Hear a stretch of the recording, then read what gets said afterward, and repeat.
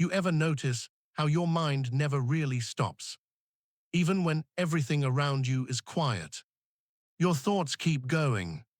It's like there's always something running in the background.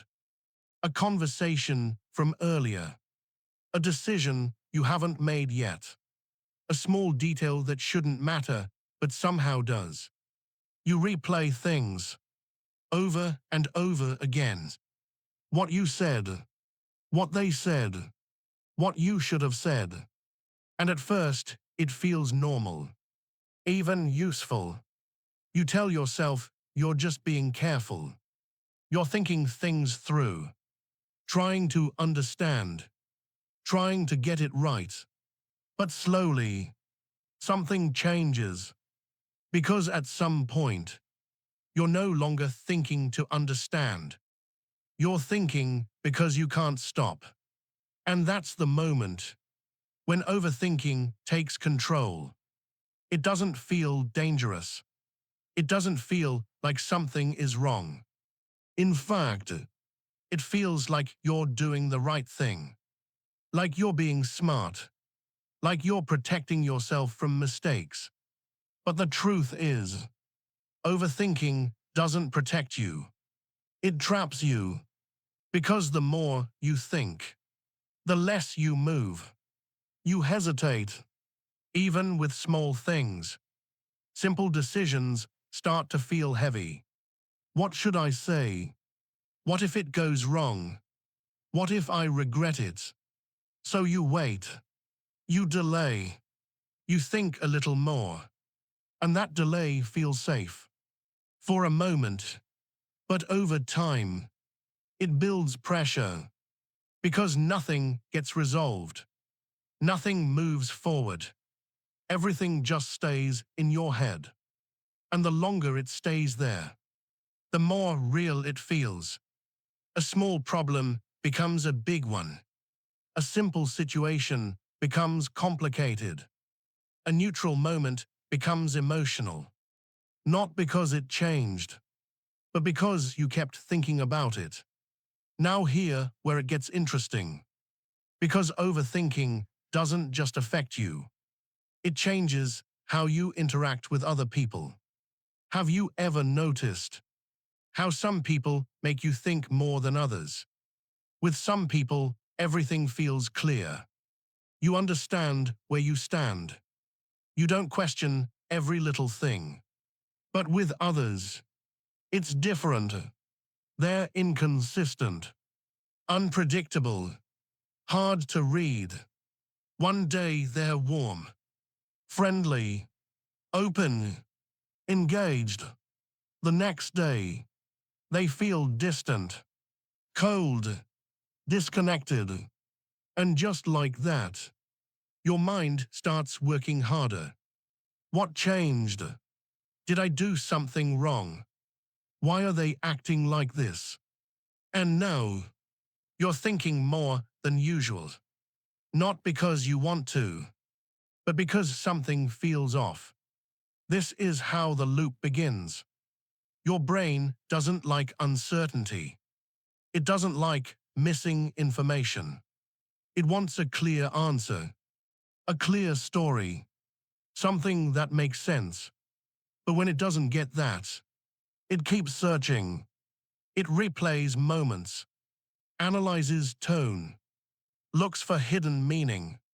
And the more it searches, the deeper you go. This is what makes overthinking so powerful. Because it creates its own fuel. The more you think, the more there is to think about. And slowly, you get pulled into it. Now here's the part most people don't realize. This kind of confusion can be created, sometimes intentionally, sometimes not. But either way, it has the same effect.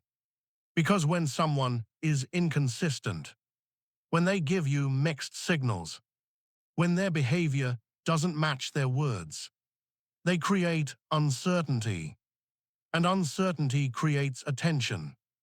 You focus more. You analyze more. You care more. Not because they're special, but because your brain is trying to solve the puzzle. And while you're doing that, you're investing energy, time, emotion, without even noticing it. That's why overthinking can make you attached to the wrong people. Because you're not attached to them.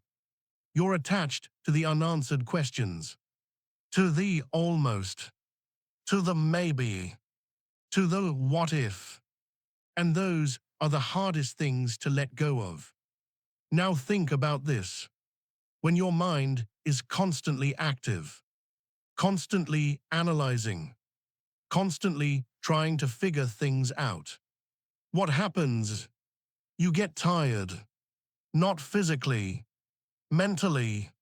And when you're mentally tired, you don't want more complexity. You want relief.